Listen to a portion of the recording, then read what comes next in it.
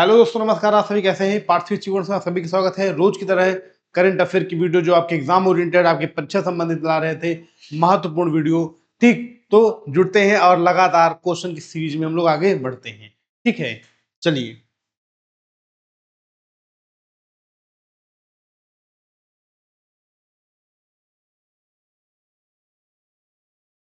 Goa maritime conference 2026 का 5वां संस्करण, फिफ्थ एडिशन, गोवा में शुरू हुआ। The fifth edition of the Goa maritime conference 2026 has been begin in Goa.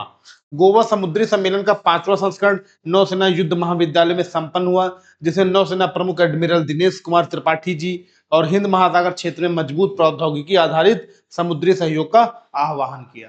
ठीक, हिंद महासागर के 14 देशों के प्रतिनिधि उपस्थित रहे। इंडियन ओशन के 14 देशों के प्रतिनिधि उपस्थित रहे इस सम्मेलन में, इस समिट में। ठीक, आगे चलते हैं।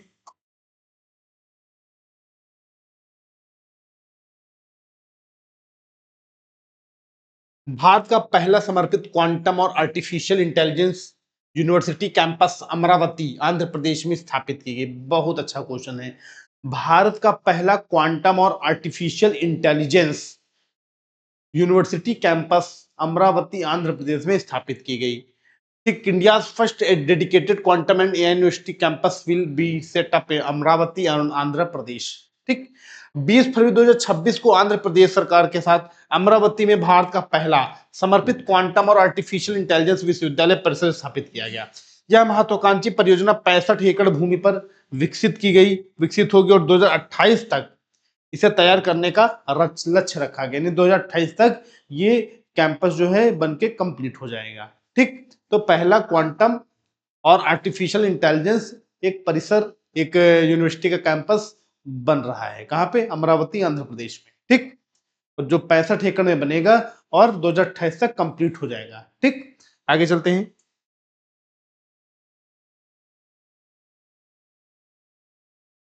केंद्र स्वास्थ्य मंत्री जगत प्रकाश नड्डा ने TD, tetanus and adult diphtheria vaccine का शुभारंभ सीआरआई हिमाचल प्रदेश में किया। हिमाचल प्रदेश के सीआरआई में डिप्थीरिया और टेटनस के वैक्सीन का शुभारंभ किया। ठीक, जब Jagat Prakash Nadda launch the indigenously manufactured TD vaccine to at CRI Himachal Pradesh. केंद्र स्वास्थ्य एवं परिवार कल्याण मंत्री जेपी नड्डा ने आज हिमाचल प्रदेश के कसौली, कहां पे? कसौली में स्थित केंद्र अनुसंधान रिसर्च में स्वदेशी रूप में निर्मित टेटनस और वयस्क डिप्थीरिया वैक्सीन का शुभारंभ किया। तो क्वेश्चन आएगा, केंद्र अनुसंधान संस्थान कहां है? सेंट्रल रिसर्च इंस्टीट्यूट कहां है? तो कसौली, उत्तराखंड में, हिमाचल प्रदेश में। ठीक, तो वहां पे कौन सा? डिप्थीरिया और टिटनेस का टीके की खोज की गई, मतलब कि इन्वेंशन किया गया, शुभारंभ किया गया। किसके द्वारा? जेपी नड्डा के द्वारा। नेक्स्ट, प्रख्यात बंगाली उपन्यासकार मणिशंकर मुखर्जी का 92 वर्ष की आयु में निधन हो गया। इमिनेंट बंगाली नोवेलिस्ट मणिशंकर मुखर्जी, शंकर कहा जाता है, passed away at age of 92। Bengali साहित्य के प्रख्यात लेखक मणिशंकर मुखर्जी, जो अपने उपनाम शंकर के नाम से व्यापक रूप से जाने जाते थे, कोलकाता में 92 वर्ष की आयु में इनका निधन हो गया। परीक्षा में पूछा जाएगा अभी हाल ही में बंगाल के किस कलाकार या किस लेखक की मतलब निधन हुआ है? तो मणिशंकर मुखर्जी। ठीक, साहित्य अकादमी पुरस्कार से सम्मानित हैं। इस लेखक का निधन वृद्धावस्था में संबंधी बीमारियों के कारण एक निजी अस्पताल में हुआ। उनके परिवार में 2 बेटियां भी हैं, उनकी 2 बेटियां हैं, पुत्री। ठीक, next question, vibrant village programme second को असम में लॉन्च किया गया। वाइब्रेंट विलेज प्रोग्राम सेकंड बार लॉन्च इन असम। इस बार विलेज सेकंड, मतलब कि वाइब्रेंट विलेज प्रोग्राम जो है एक बार हो चुका है, दोबारा हो रहा है। वाइब्रेंट विलेज प्रोग्राम सेकंड के तहत देश के 17 राज्यों के 334 ब्लॉकों और 1954 गांवों को शामिल किया गया। वाइब्रेंट विलेज प्रोग्राम के तहत दोस्तों 17 राज्यों के 334 ब्लॉकों को और 1954 गांवों को शामिल किया गया, जिसमें कुल 6900 करोड़ रुपए का प्रावधान किया गया। कितना? 6900 करोड़। ठीक, 6900 करोड़ रुपए का प्रावधान किया गया।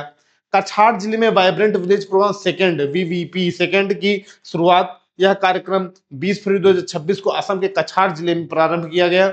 यह एक सैचुरेशन बेस्ड एवं कन्वर्जेंस ड्रिवन केंद्र योजना है। वाइब्रेंट विलेज प्रोग्राम की गांवों को शहरों की तरह डेवलप करना, अच्छी ड्रेनेज सिस्टम, अच्छा रास्ते, लाइट, ये सारी चीजें अवेलेबल हों, पार्क वगैरह सब दिए जाएं। ठीक, नेक्स्ट।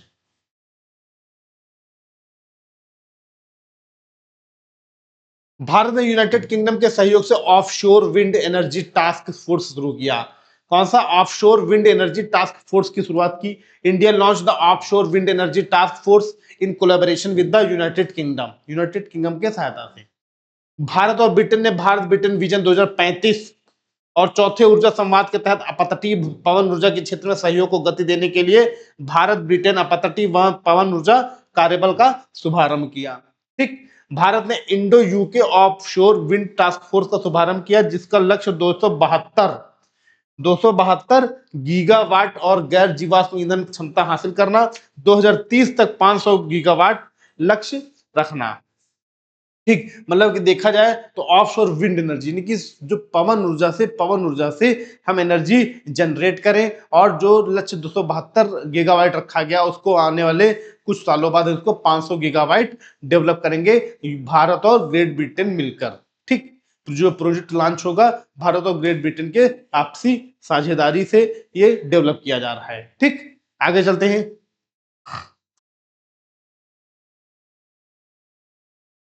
उड़ीसा सरकार ने भूमि धोखाधड़ी रोकने हेतु QR code enable land less lease शुरू करने की घोषणा की। The Odisha government announce QR code enable and lease, ये क्यूआर कोड जारी किया। इसका मतलब क्या है? ओडिशा सरकार ने 12 फरवरी 2026 को भूमि धोखाधड़ी को रोकने और पारदर्शिता बढ़ाने के लिए QR code enable land lease अधिकार अभिलेख आरओआर शुरू करने की घोषणा की। क्यूआर कोड से पता चला जमीन कैसी है, किसका कब्जा है, किसकी लैंड है। ठीक, स्मार्टफोन से स्कैन करने पर इन स्मार्ट पट्टों से भूमि के मालिक, स्थान और 30 साल से अधिक के इतिहास की तुरंत पुष्टि की जा सकेगी। वेरी गुड, बहुत अच्छा काम उड़ीसा सरकार ने कर रही है कि पिछले 30 सालों का रिकॉर्ड हमें इस लैंड से मिल जाएगा। खाली मोबाइल से उसका क्यूआर हमें स्कैन करना होगा, पूरी डिटेल आपको मिल जाएगी उस लैंड की, उस जमीन की। ठीक, जैसे होता नहीं गाटा संख्या ये, खसरा संख्या ये, तो खतरा संख्या जो होता नंबर डाल के, तो उसमें अब स्कैनर लगेगा, स्कैनर से स्कैन कर दोगे पूरी डिटेल मिल जाएगी आपकी लैंड की, आपकी जमीन की, कौन मालिक है, कहाँ के हैं, कौन सा स्थान है, और 30 साल पहले किसके नाम थी, किसके नाम ट्रांसफर, सारी डिटेल मिल जाएगी। ठीक, कौन? उड़ीसा सरकार ने लॉन्च किया। ओके दोस्तों, आगे चलते हैं।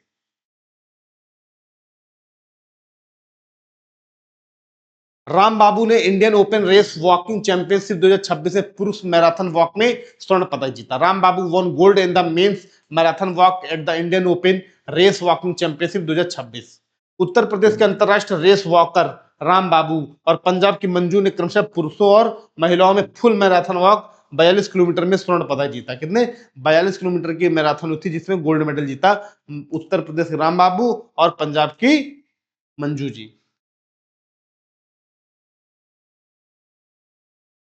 Next question. प्रसिद्ध क्रिकेट अंपायर मणि गुप्ता का निधन हो गया। Famous cricket umpire Mani Gupta passed away.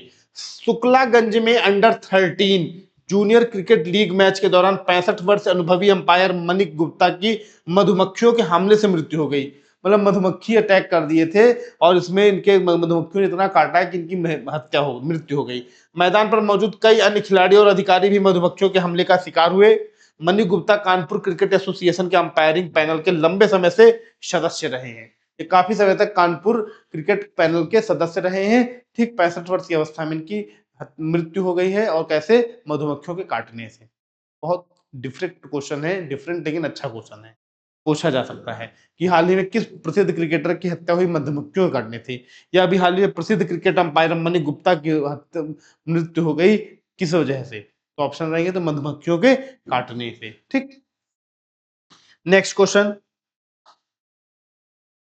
अरिश्मा शियांस cobra lily की नई प्रजाति मिजोरम में खोजी गई। A new species of cobra lily was discovered in Mizoram. Mizoram के सियाहा जिले में खोजी कोबरा लिली की एक नई प्रजाति जिसे भारतीय वनस्पति सर्वेक्षण के वैज्ञानिकों ने पहचाना, बीएसआई। यह अनोखा पौधा अपने ऊंचे कद, 3 भाग वाली पत्तियों और फूल से लटकती चाबुक जैसी लंबी पूंछ के लिए प्रसिद्ध है, जो मुख्य रूप से उष्णकटिबंधीय वनों में पाया जाता है। ठीक है, नई प्रजाति है पौधे की जो पाई गई है। ठीक है, कहां पे? मिजोरम में। ठीक, आगे चलते हैं। वैज्ञानिकों ने बनाना यानी केला को पनामा डिसीज से बचाने हेतु एक जीन की खोज की। Scientist discovered a gene to protect banana from Panama disease. वैज्ञानिकों ने जंगली केले की किस्म कैलकटा 4 में एक विशिष्ट जीन की पहचान की है। एक जंगली केला की किस्म है कैक्टस 4, कैलकटा 4, जिसमें एक विशिष्ट जीन की पहचान की गई है, जो केले को विनाशकारी पनामा रोग से बचा सकता है। केले में पनामा रोग लग जाता है, जिसके वजह से केला जो है पूरा खराब हो जाता है। तो किसके वजह से? कैलकटा 4 से अगर उसका उपयोग करेंगे तो ये जो चीज है पनामा रोग को खत्म कर देगा। ठीक, ये नई खोज हुई है। नेक्स्ट, पुस्तक Atal Bihari Vajpayee the eternal statement के लेखक विजय गोयल जी हैं। The book Atal Bihari Vajpayee the eternal statement in authored by Vijay Goyal. Radha Krishnan ने Atal Bihari Vajpayee the eternal statement नामक कॉफी टेबल बुक विमोचन किया। लेखन एवं संकलन इस पुस्तक के लेखक विजय गोयल जी। ठीक, आगे चलते हैं ज्यादा समय वेस्ट करना करते हुए। इंडिया एआई इंपैक्ट समिट 88 देशों के न्यू दिल्ली डिक्लेरेशन पर हस्ताक्षर किए, मतलब डिक्लेरेशन पे हो गई। At the India AI impact summit 88 countries sign the new Delhi declaration. America, चीन, फ्रांस, ऑस्ट्रेलिया और ब्रिटेन सहित 88 देशों और अंतरराष्ट्रीय संगठनों ने नई दिल्ली में डिक्लेरेशन ऑन एआई इंपैक्ट पर हस्ताक्षर किए।